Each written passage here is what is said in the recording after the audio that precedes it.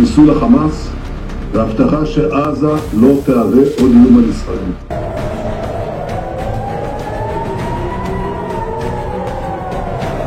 וכולנו עם החטופים ומשפחת. President Trump, who boasted on the campaign that he could end the Ukraine war in 24 hours, training on air defense systems.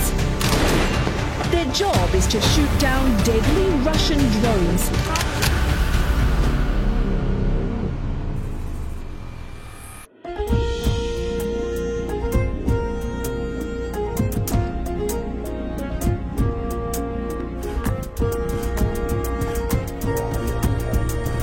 እስራኤል ሚሳኤል ተተኩሶባታል። ነገሮች ተጋግለው ወደ ኢራን ሊያመሩ ይችላሉ የሚል ስጋትንም አሳድረዋል። ፕሬዝዳንት ዶናልድ ትራምፕ እና ፕሬዝዳንት ፑቲን በዩክሬን ሩሲያ ጉዳይ በስልክ መክረዋል። ፑቲን የአሜሪካን ሐሳብ ሳይቀበሉት ቀርተዋል። ሁኔታዎቹም በእጅጉ አስገራሚ ሆነዋል። በመግቢያችን ላይ ተከታተላችኋቸውም ከነዚሁ ጋር የተያያዙት ጉዳዮችን ነው ይዘናቸዋል። ሰላም ጤና ይስጥልኝ ውድ የፈታ ዴሊ ተከታታዮቻችን፣ ከሁሉ አስቀድመን አክብሮታዊ ሰላምታችን ይድረሳችሁ ብለናል። ለሰዓቱ የመራረጥናቸው መረጃዎች ይዘን ተገኝተናል። አንኳር ጉዳዮችን በማስተዋወቅ እንጀምራለን። በአስመራ በኢትዮጵያ ጉዳይ በጥብቅ ተመክሯል። በኢትዮ ኤርትራ ወቅታዊ ሁኔታ ዋነኛ ትኩረቱን ባደረገው ስብሰባ ምን ተመከረ የሚለውን በተመለከተ ጥንቅራችን ወደ እናንተ ለማድረስ የያዘው ዕለታዊ መረጃ ይኖራል። ፕሬዝዳንት ዶናልድ ትራምፕ እና ፕሬዝዳንት ቭላዲሚር ፑቲን የስልክ ውይይት አድርገዋል። ብዙ ሲጠበቅ በነበረው በዚህ የሁለቱ መሪዎች ውይይት ላይ ፑቲን የትራምፕን የተኩስ አቁም ስምምነት እቅድ ውድቅ አድርገውታል። የዩክሬን ሩሲያን ጦርነት የሚመለከት ነው። ግዴላችሁም ፑቲንን አምነዋለሁ እኔ የምለውን ይሰማል ሲሉ የነበሩት ትራምፕ ጥያቄ እየተነሳባቸው ነው። ጥንቅራችን ከያዛቸው ዕለታዊ መረጃዎች መካከል ነው። ዩኤስኤድ 83% አቅሙ ታጥፎ እንዲቀጥል መወሰኑ ይታወሳል። ዩኤስኤድ የቀድሞ ነፃነቱን አጥቶ በስቴት ዲፓርትመንት ስር እንዲገባም ተደርጓል። አሁን ላይ ተቋሙን የመዝጋት ሂደቱ ከህግ ውጪ ነው ያሉ አንድ ዳኛ የዩኤስኤድ መዘጋት እንዲቆም ትዕዛዝ አስተላልፈዋል። በችሎት የተቋሙ ሰራተኞች ክስ አቅርበው ብይን የተሰጠበትን ሂደት እንመለከታለን። ቱርክ ከሶማሊያ ጋር ጠንከር ያሉ ወታደራዊ ስምምነቶች ማድረጓ ይታወሳል። በኢትዮጵያ ሶማሌላንድ የባህር በር ስምምነት የተነሳ አንካራ ከሞቃዲሾ ጋር በእጅጉ ተወዳጅታለች። ቱርክ በሶማሊያ በሽብር ዘመቻ የአየር ድብደባም እየተሳተፈች ነው። ከሰሞኑ ለሞቃዲሾ የሰጠችው መሳሪያ ግን አሜሪካን አስቆጥቷል። ሞቃዲሾ በአሜሪካ ቁጣ የተነሳ የመከላከያ ሚኒስትሯን ለማባረር ተገዳለች። አሜሪካና ቱርክ በሶማሊያ የገቡበትን ሽኩቻ የተመለከተ ዘገባ ይዘናል። እስራኤል ምሽቱን በድንገት ሚሳኤል ተተኩሶባታል።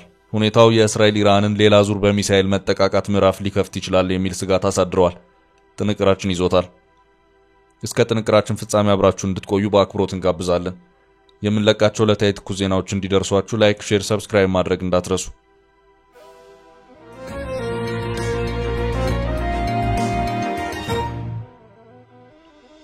አስመራ ላይ ስለ ኢትዮጵያ ተመከረ። ግራ ተጋብተናል። ኤርትራ በአስመራ በኢትዮጵያ ጉዳይ በጥብቅ ተመክሯል። ኤርትራ በዚሁ ስብሰባ ዓለም አቀፍ ማህበረሰብ በህዋት ሽኩቻ እጅ እንደሌለበት ይወቅልኝ ብላለች። የኤርትራ የውጭ ጉዳይ ሚኒስትር ኦስማን ሳላህ መቀመጫቸውን በአስመራ ላደረጉ የዲፕሎማት ማህበረሰብ አባላት ማብራሪያ ሰጥተዋል። ማክሰኞ መጋቢት 9 2017 ዓ.ም በተደረገው ስብሰባ የኤርትራ የውጭ ጉዳይ ሚኒስትር ኦስማን ሳላህ አስመራ በህዋትና በትግራይ ክልል ጊዜያዊ አስተዳደር እየተካሄደ ባለው ግጭት ውስጥ ምንም አይነት ሚና እንደሌላት ተናግረዋል። የኤርትራ የውጭ ጉዳይ ሚኒስትር ኦስማን ሳላህ ይህንን ማብራሪያ የሰጡት የኢትዮጵያው የውጭ ጉዳይ ሚኒስትር ጌዲዮን ጢሞቴዎስ ከትግራይ ክልል ጊዜያዊ አስተዳደር ርዕሰ መስተዳደር አቶ ጌታቸው ረዳ ጋር በመሆን በተመሳሳይ አዲስ አበባ ለሚገኙ ዲፕሎማቶች ማብራሪያ ከሰጡ ከቀናት በኋላ ነው።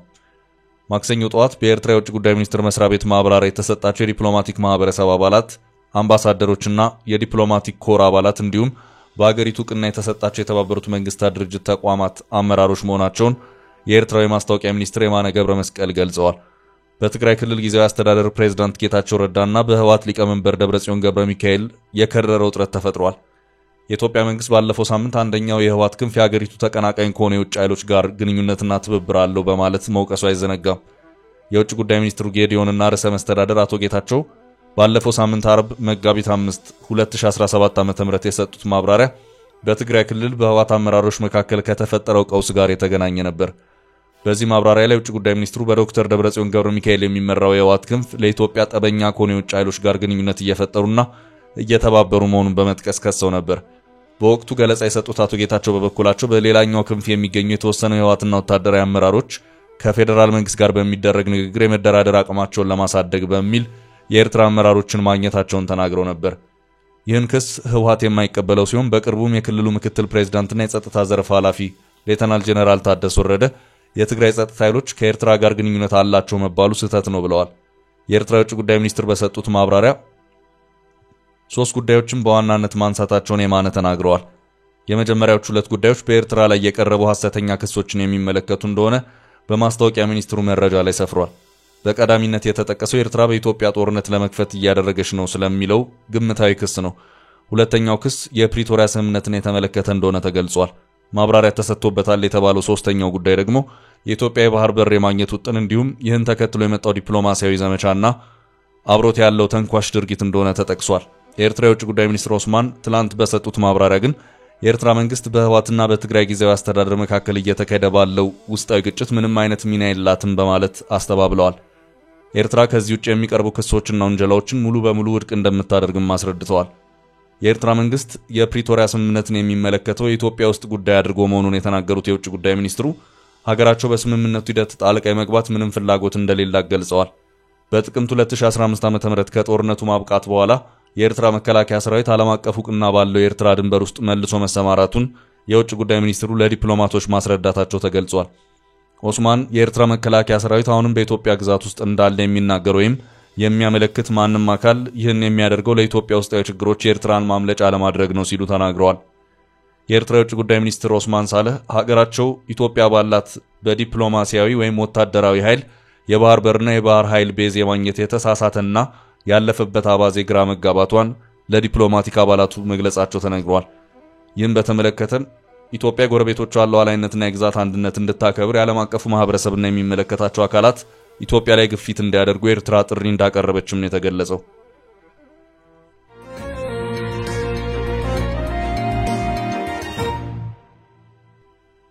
በቀጣይ መረጃ ፑቲን የትራምፕን ሐሳብ ውድቅ አደረጉት።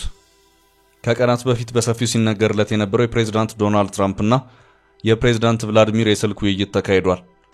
ይሄው ዛሬ ሌሊቱን የተካሄደው ውይይት በርካታ ዓላማዎችን ሰንቆም የነበረ ሲሆን ለአንድ ሰዓት ተኩል ያህል የተካሄደ ረጅም ውይይት የነበረ መሆኑንም ዘገባዎች አመልክተዋል። ይሄው የሁለቱ መሪዎች የስልክ ውይይት ከመደረጉ ከቀናት በፊት የአሜሪካና የሩሲያ ተወካዮች ሳውዲ ሪያድ ላይ ተገናኝተው መክረውም ነበር። በዚህ ውይይት ላይ በአሜሪካ በኩል በሩሲያና ዩክሬን መካከል የ30 ቀናት የተኩስ አቁም ስምምነት እንዲደረግ የሚጠይቅ ፕሮፖዛል ተዘጋጅቶም ነበር። ከዚያም በኋላ ከፑቲን ጋር የሚወያይ የአሜሪካ ልዑካን ቡድንም ወደ ሞስኮ የተላከበት ሁኔታም እንደነበር የሚታወስ ነው። የሁለቱ ፕሬዝዳንቶች የምሽቱ የስልክ ውይይትም የተካሄደው ከዚህ በኋላ የነበረ ሲሆን ፑቲን በዚህ ውይይት ላይ አሜሪካን የ30 ቀናት የተኩስ አቁም እቅድ ሳይቀበሉት የቀሩ መሆኑን ውይይቱን ተከትሎ እየወጡ ያሉት መረጃዎች እያመለከቱ ይገኛሉ። ሰውየው ፑቲን ናቸው። በስሜትና በሆይሆይታ ፈረስ የሚጋልቡ አይደሉም። ከዋይት ሃውስ ምንም የሚያማልል ነገር ቢቀርብ ፑቲን እርምጃዎቻቸው የተቆጠቡና በሂሳብ የተሰሉ ናቸው ሲሉም የነበሩ በርካቶች ናቸው። በእርግጥም ፑቲን እንደተባለው አድርገውታል። ስለሳቸው ቀና አመለካከት አላቸው ከሚባሉት ፕሬዝዳንት ዶናልድ ትራምፕ ጋር በስልክ ስለተወያዩ ሁሉንም ነገር ከፋፍተው አለቀቁም።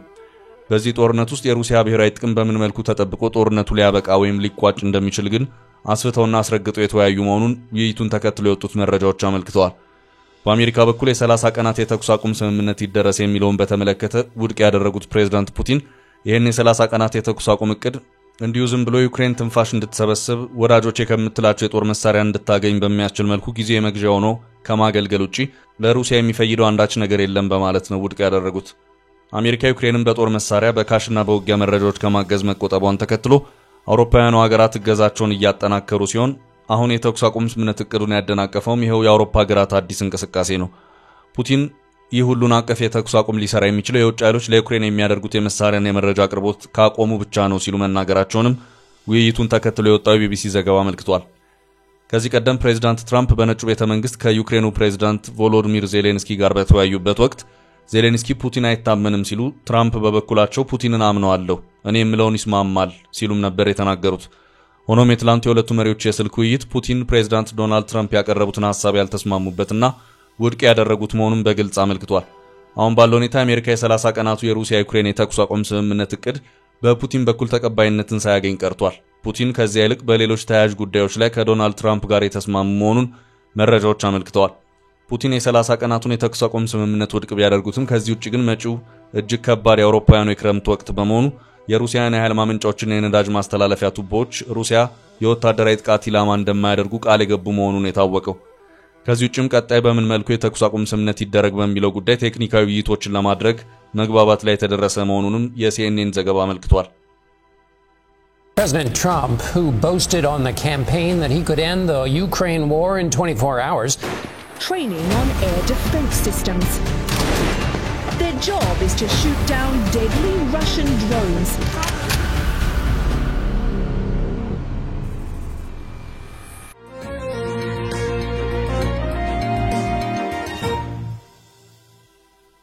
በቀጣይ ርዕሳችን እስራኤል ሚሳኤል ተተኮሰባት። እስራኤል ባሊስቲክ ሚሳኤል ተተኮሰባት። ሚሳኤሉን የተኮሱት በኢራን ይታገዛሉ የሚባሉት የየመን ሁቲ ታጣቂዎች ናቸው። የሁቲ ታጣቂዎች ከዚህ ቀደም በተመሳሳይ መልኩ በእስራኤል ላይ ሚሳኤል ጥቃቶችን ያደረሱ ሲሆን እስራኤልም በድሮንና በአየር ኃይል አጸፋዊ ምላሽን የሰጠችበት ሁኔታ ነበር። አሁን ነገሮች የተባባሱት እስራኤል የነፍስ አድን እርዳታዎች ወደ ጋዛ እንዳይገቡ አግዳለች፣ እንደዚሁም የተኩስ አቁም ስምምነቱንም በመጣስ ጋዛን መደብደብ ጀምራለች በሚል ነው። የሁቲ ታጣቂዎችን የሚሳኤል ጥቃት በተመለከተ ዘገባውን ካሰራጩት መካከል አንዱ የሆነው ታይምስ ኦፍ እስራኤል በታጣቂዎቹ የተተኮሰው ሚሳኤል የሀገሪቱ መከላከያ ኃይል እስራኤል የአየር ግዛት ውስጥ ሳይገባ አየር ላይ በመምታት አክሽፎታል ሲል አስታውቋል። በአሁኑ ሰዓት የእስራኤል ሐማስ የተኩስ አቁም ስምምነት ተጥሶ እስራኤል ጋዛን በአየር ኃይሏ እየደበደበች ትገኛለች። ከ20 ሺህ በላይ ያለቁበት የጋዛው ጦርነት በባለፈው ጥር ወር የእስራኤል ሐማስ የተኩስ አቁም ስምምነት እንዲቋጭ ከተደረገ በኋላ ዳግም የተጀመረው የእስራኤል አየር ድብደባ 400 ሰዎችን ገድሏል። ከዚህ ባሻገር ማምሻውን መግለጫ የሰጡት የእስራኤሉ ጠቅላይ ሚኒስትር ቤንያሚን ኔታንያሁ ጥቃቱ ገና አንድ ብሎ መጀመሩ ነው፣ በቀጣይም ገና ተስፋፍቶ ይቀጥላል ሲሉም አስታውቀዋል። ሐማስና እስራኤል ባለፈው ጥር ወር የተኩስ አቁም ስምምነት ላይ መድረሳቸውን ተከትሎ ሁለቱ ሀገራት የታገቱና የታሰሩ ሰዎችን ልውውጥ አድርገው ነበር። ከዚህም በተጨማሪ የዕለት ደራሽ የምግብ እርዳታም ጭምር ወደ ጋዛ እንዲገባ አድርገውም የነበረ መሆኑ የሚታወስ ነው። እስራኤል በጋዛ ላይ በጣለችው እገዳ አሁን እርዳታው መግባት ቆሟል። በጋዛ ላይ የሚካሄደው ወታደራዊ አየር ድብደባም ቀጥሏል። አሁን ከኢራን ጋር አዲስ የቃላት ጦርነትም ተጀምሯል። አሜሪካ ባለፉት ቀናት በየመን ሁቲ ታጣቂዎች ላይ ከባድ የሆነ የአየር ጥቃትን አድርሳለች። ይህንኑ ጥቃት ተከትሎም ኢራን ቁጣዋን ክፉኛ የገለጸችበት ሁኔታ ታይቷል። የሁቲ አማጽያን የሚተኩሱትን ሚሳኤል የሚያገኙት ከኢራን ነው በሚል ኢራን ተደጋጋሚ ክሶች የሚቀርቡባት ሲሆን በዚህም አሁን በየመን ሁቲ አማጽያንና በእስራኤል መካከል የተከሰተው ውጥረት በቀጣይም ወደ እስራኤል ኢራን ሌላ ጦርነት ሊያመራ ይችላልም እየተባለ ይገኛል።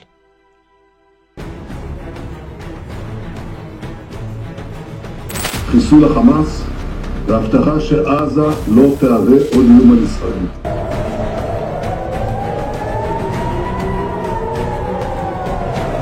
וכולנו עם החטופים ומשפחות.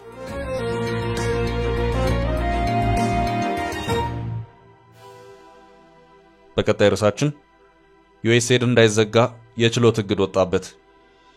ዩኤስኤድ 83 በመቶ አቅሙ ታጥፎ እንዲቀጥል መወሰኑን መዘገባችን ይታወሳል። በብዙ ሀገራት ላይ ተቋሙ መዘጋት ከፍተኛ ችግር መፍጠሩ ሲነገር ይሰማል። ከሰሞኑ የተባበሩት መንግስታት ድርጅት የዓለም ጤና ተቋም ዳይሬክተር ቴድሮስ አዳኖም የዩኤስኤድ መዘጋት በ8 ሀገራት ላይ እንደ ኤችአይቪ ባሉ ህክምናዎች የመድኃኒት አቅርቦት ቀውስ መፍጠሩን ገልጾ ነበር። ዩኤስኤድ የቀድሞ ነፃነቱን አጥቶ በስቴት ዲፓርትመንት ስር እንዲገባ መወሰኑ ይታወሳል። አሁን ላይ ተቋሙን የመዝጋት ሂደቱ ከህግ ውጭ ነው ያሉ አንድ ዳኛ ዩኤስኤድ መዘጋት እንዲቆም ትዕዛዝ አስተላልፈዋል። በሳምንቱ ትላንት ማክሰኞ ነው የችሎት እግድ የወጣው። ቴዎዶር ቹዋንግ የሚሰኙ ዳኛ የትራምፕ አጋር ኢሎን መስክ የመንግስት ወጪ ቅነሳ ዲፓርትመንት ዩኤስኤድን የዘጋበት መንገድ በብዙ መልኩ የአሜሪካ ህገ መንግስትን የጣሰ ነው ሲሉ ነው የእግድ መመሪያ የሰጡት።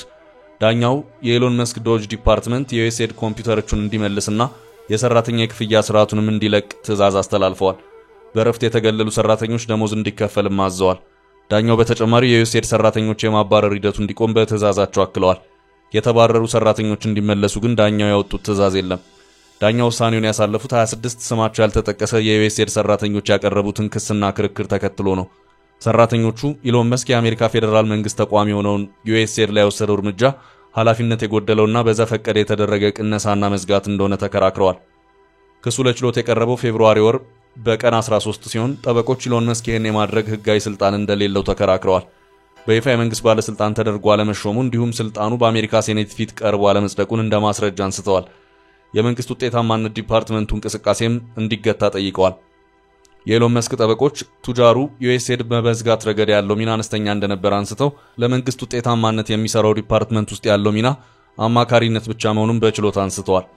የዳኛው ውሳኔ በዩኤስኤድ እንቅስቃሴዎች ላይ ምን ለውጥ ሊያመጣ እንደሚችል ግን አልታወቀም። የአሜሪካ የውጭ ጉዳይ ባለስልጣናት ተቋሙ 80 በመቶ አቅሙ ከችሎት ውሳኔ በፊት እንዲታጠፍ ተደርጓል ብለዋል። የትራምፕ አስተዳደር ማክሰኞ የችሎት ውሳኔ ከተሰማ በኋላ ብይኑን ተቃውሞ መግለጫ አውጥቷል። ዳኛው የአሜሪካ ሕዝብን ይሁንታ የሰጡትን የፕሬዝዳንት ትራምፕ አጀንዳን ለማስቆም የተደረገ ነው ሲል ክስ አሰምቷል። በሳምንቱ የፕሬዝዳንት ትራምፕ እርምጃን ችሎት ሲያስቆም ይሄ ለሁለተኛ ጊዜ ነው። የቬኔዙዌላ ጋንግ አባላት በጅምላ ከሀገር መባረርን በተመለከተ አንድ ዳኛ የእግድ ትዕዛዝ አውጥተዋል። የትራምፕ አስተዳደር የዳኛውን ትዕዛዝ ያልፈጸመ ሲሆን የዳኛው እገዳ ሲጣል አውሮፕላኑ አየር ላይ ነበር ሲል አስተባብሏል። ትራምፕ ስደተኛ የማባረር አጀንዳቸውን ያገደውን ዳኛ ከስልጣን እንዲባረር ጠይቀዋል።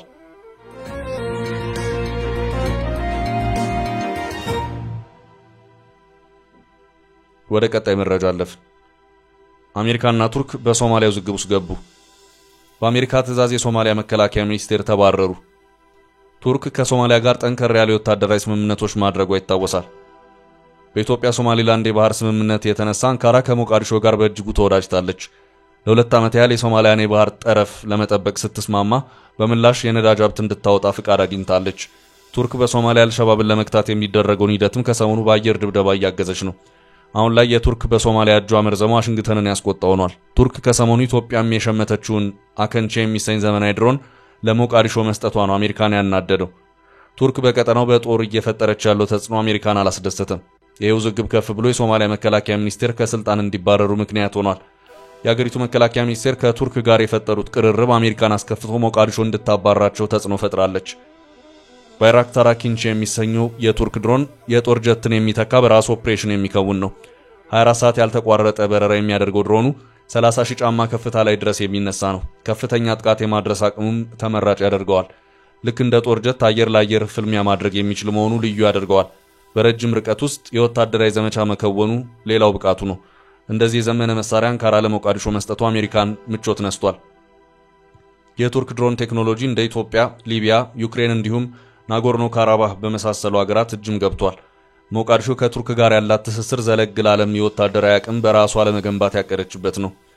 የአሜሪካ መንግስት ሞቃዲሾ ከአንካራ ጋር ያላትን ወታደራዊ ትብብር መልሳ እንድታጤን ከሰሞኑ ተጭናለች። ይህንን ተከትሎ ፕሬዝዳንት ሐሰን ሼክ መሐመድ መከላከያ ሚኒስትራቸውን አብዱል ቃድር መሐመድ ኑር ከወንበራቸው ለማንሳት ተገደዋል። አሜሪካ ከአንካራ ጋር ከመጠን በላይ ተቀራርበዋል ያለችው መከላከያ ሚኒስትሩ የማይነሱ ከሆነ በሶማሊያ ያላትን አጠቃላይ ወታደራዊ ድጋፍ እንደምታነሳ ማስፈራራቷም ነው የተነገረው። ቻችን ለዛሬ ያዝንላችሁ ርዕሰ ጉዳዮች እዚህ ላይ ቋጨን። ላይክ፣ ሼር እና ኮሜንት በማድረግ ለቻናላችን ድጋፋችሁን መግለጽ እንዳትዘነጉ እያልን ከሌሎች መረጃዎች ጋር ደግመን እስክንገናኝ ቸር ያሰማን ስንል ተሰናበትን።